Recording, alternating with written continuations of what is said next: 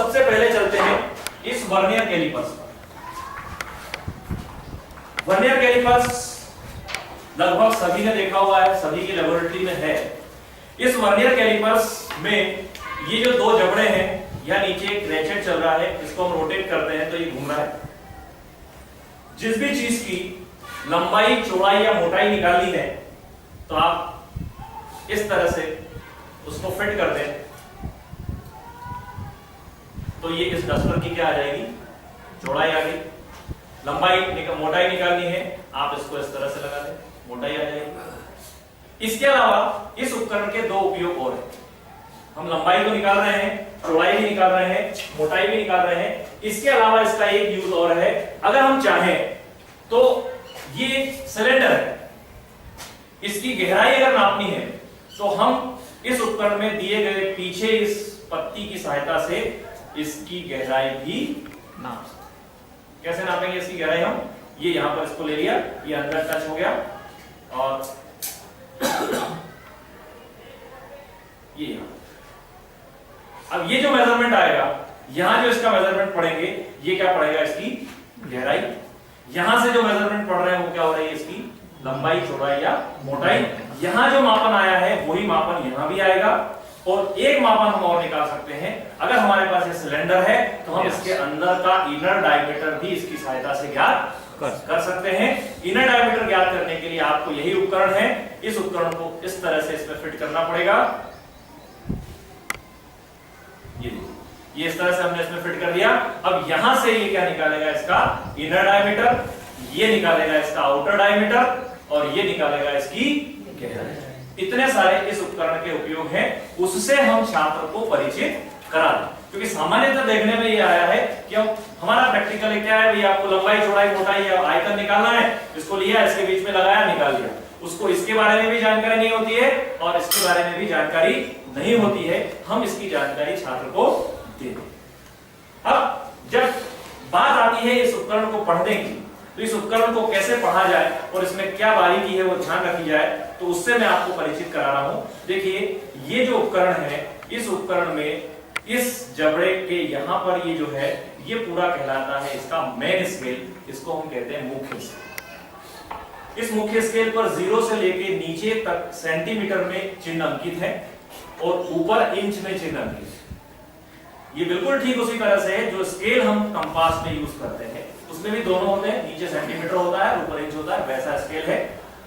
ये जो दूसरा जबड़ा है, इसके सामने आपको यहां पर देखिए एक गोल विंडो नजर आ रही है।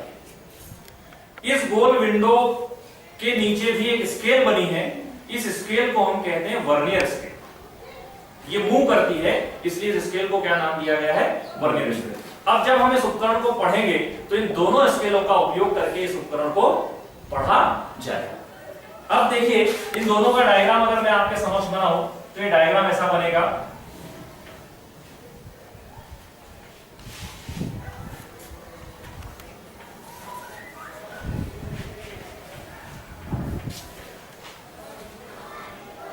ये आपका मेन स्केल हो गया और यहां पर ये एक ऐसा गोल विंडो बनी हुई है और इस विंडो पर भी कुछ स्केल के कुछ डिविजन्स हैं।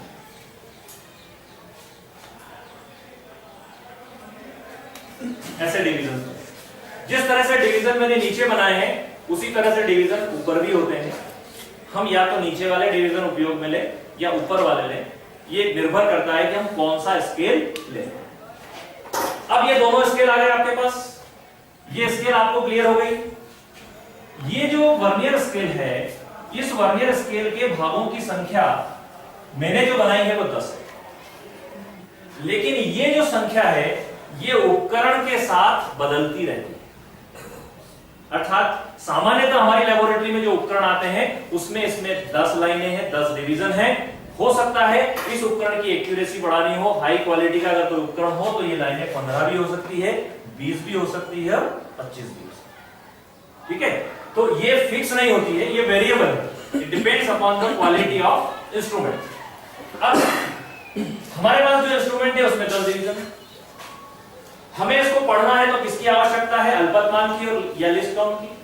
हम इन दोनों स्केल का उपयोग करके इसका अल्पतमांक निकालेंगे।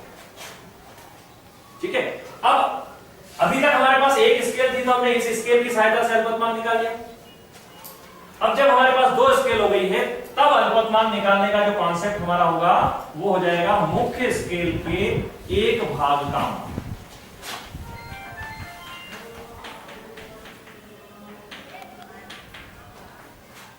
डिवाइडेड बाय वर्नियर स्केल के भागों की संख्या।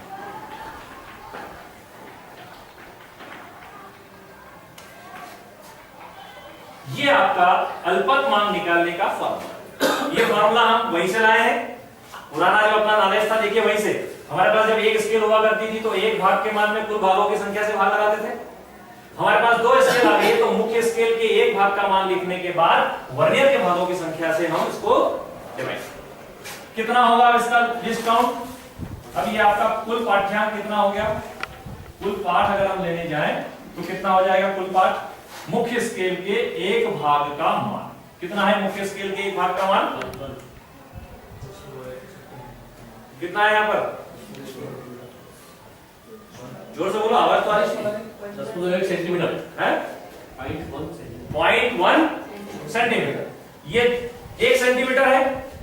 1 सेंटीमीटर को आपने 10 से डिवाइड किया, 0.1 सेंटीमीटर। ये वही लीस्ट काउंट आ गया। अपने जो पहले लीस्ट काउंट निकाला था वो अब इसका मान हो गया। तो now it is 0.1 centimetre divided by vernier के भागों की संख्या। तो ये हो गए 10, तो ये हो गए 0.01 सेंटीमीटर। ये इसका क्या हो गया? सॉरी, यहां पर कुल पाठ में आएगा, ये आएगा लीस्ट काउंट। ये हो गया 0.01 सेंटीमीटर। क्लियर है? मान लो ये कोई कहता है कि सेंटीमीटर में नहीं लिया, किसने कहा सर इसका एक भाग का मान 1 मिलीमीटर है, तो वो भी सही है भाई। एक डिवीजन है, 1 सेंटीमीटर के 10 डिवीजन है, तो एक डिवीजन का मान कितना होगा? 1 मिलीमीटर होगा। तो अगर वो 1 मिलीमीटर कहता है तो क्या लीस्ट काउंट हो जाएगा आपका? 1 मिलीमीटर डिवाइडेड बाय 10, तो ये हो जाएगा 0.1। ये 0.1 mm इसका क्या हो गया? तो यहां पर उसको इस स्केल की यूनिट पर भी आपको जोर देना है। वो कौन से यूनिट में इस स्केल को पढ़ रहा है उसके हिसाब से आपको उसका लीस्ट काउंट लिखवाना है। अगर वो 0.1 सेंटीमीटर कह रहा है तो लीस्ट काउंट ये लिखा जाएगा, और अगर वो 1 मिलीमीटर कह रहा है तो उसका लीस्ट काउंट ये लिखा। क्लियर? कोई कंफ्यूजन? बिल्कुल सिंपल है। देखिए इसमें अपनों ने पुराने का समावेश तो इसमें हो गया। ये पुराना वाला जो मैंने फॉर्मूला बताया था वो इसका मान हो गया, और ये हो गया वर्नियर स्केल के भागों की। अब जैसे ही आपके पास इसका लीस्ट काउंट आ गया, अब आप इस उपकरण को बहुत आसानी से पढ़ सकते हैं। चलिए अभी हम केवल लीस्ट काउंट की बात कर रहे हैं। अब हम बात करते हैं स्क्रू गेज का लीस्ट काउंट कैसे निकालना। स्क्रू गेज का लीस्ट काउंट निकालने के लिए हमको सबसे पहले स्क्रू गेज का जो कॉन्सेप्ट है वो दिमाग में लाना पड़ेगा।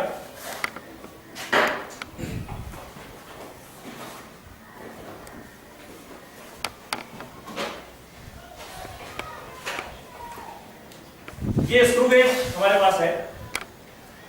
इस स्क्रू गेज से हम किसी चीज की मोटाई ज्ञात कर सकते हैं। वर्नियर कैलिपर से ज्यादा बारीकी से मापन इसके द्वारा किया जा सकता है। वर्नियर कैलिपर से भी किसी चीज की मोटाई ज्ञात कर सकते हैं, पर इससे अगर बहुत फाइन मोटाई आपको निकालनी है, बहुत बारीक मोटाई अगर निकालनी है तो इस उपकरण की सहायता से ज्ञात की जा सकती है।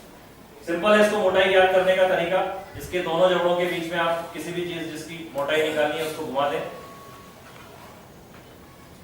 ये यहां से पकड़ के घुमाएंगे, यहाँ आवाज आएगी, इसका मतलब ये फुल आपका टाइट होगा। ये तो इसको लगाने का तरीका है। अब इस उपकरण को हम एक बार देख ले। इस उपकरण में भी हमारे पास 2 स्केल है। इस उपकरण में ये यहां पर एक स्केल है, ये फिक्स है। इसमें 0 से लेके 15 तक के मिलीमीटर में निशान अंकित है। 0 है, फिर 5 डिवीजन है उसमें 5 लिखा है, फिर 10 डिवीजन है उसमें 10 लिखा है, और फिर 15वें डिवीजन के ऊपर उसमें 15 लिखा है। ये जो स्केल है, ये स्केल कहलाएगा आपका मुख्य स्केल। कौन सा स्केल कहलाएगा? ये मुख्य स्केल। यहां जो दूसरा हमारे पास पार्ट है, इस पार्ट में इस नॉब के चारों तरफ बारीक बारीक 100 डिवीजन से 0 से लेके 100 तक के चिन्ह इस पर बने हुए हैं। और ये स्केल इस उपकरण में जब लगाई जाती है तो ये घूमती है। ये देखिए इस तरह से घूमती है। जब ये घूम रही है तो इस स्केल का नाम इस उपकरण में दिया गया है वृत्तीय स्केल। कौन सी स्केल कहा गया इसको? वृत्तीय स्केल। और ये वाली स्केल हो गई आपकी मुख्य स्केल। अब दो स्केल देखिए, मैंने अभी वर्नियर कैलिपर्स में भी आपको बताया कितनी स्केल थी हमारे पास? 2। इस स्क्रू गेज में भी हमारे पास कितनी स्केल है? 2 स्केल है। एक हो गई मुख्य स्केल और दूसरी हो गई वृत्तीय स्केल। अब मुख्य स्केल और वृत्तीय स्केल की सहायता से इस मुख्य स्केल पर इस तरह से निशान अंकित होते हैं और बीच में यहां पर एक लाइन ड्रॉ होगी। ऐसे इस तरह से एक लाइन इसके अंदर ड्रॉ होगी। ये आपकी होगी मेन स्केल। इसके बाहर जो स्केल दूसरी में बता रहा हूं आपको, ये स्केल इस तरह से होगी।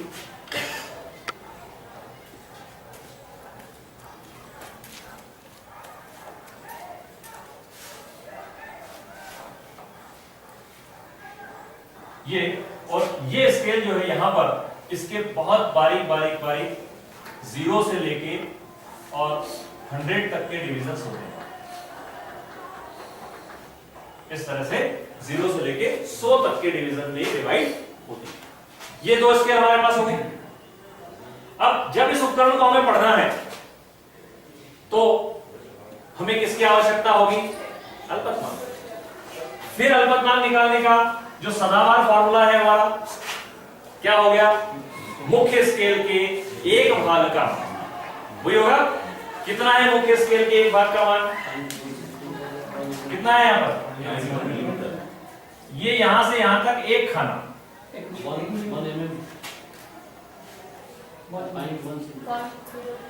1 मिलीमीटर या 0.1 सेंटीमीटर। क्योंकि यहां पर ये अंकित मिलीमीटर में है तो हम उसको सेंटीमीटर में ले जाने का प्रयास करेंगे। तो बच्चे से भी नहीं करना है, उस पर लिखा हुआ है mm।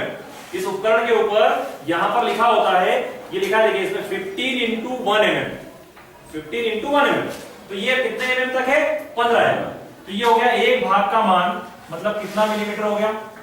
1 मिलीमीटर डिवाइडेड बाय वृत्तीय स्केल में भागों की संख्या।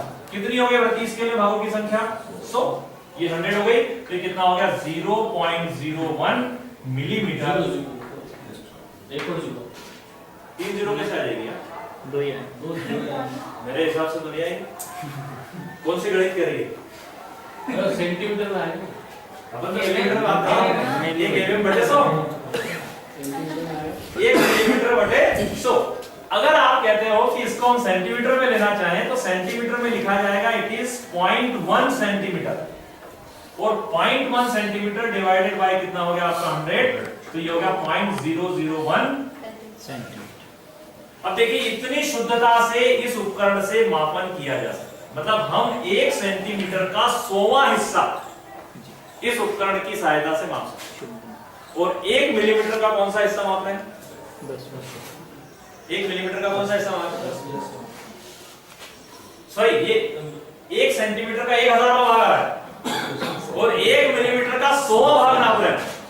हम 1 मिलीमीटर का कौन सा भाग नाप रहे हैं? 100वां भाग नाप रहे हैं। इतना फाइन मेजरमेंट इस उपकरण की सहायता से किया जा सकता है। इस उपकरण में कोई कंफ्यूजन इसके लिस्ट काउंट में? मैं आपको पहले सारे लिस्ट काउंट निकलवा दूं, फिर इन सबको एक साथ हम पढ़ेंगे। क्लियर? कोई डाउट? बिल्कुल सिंपल सा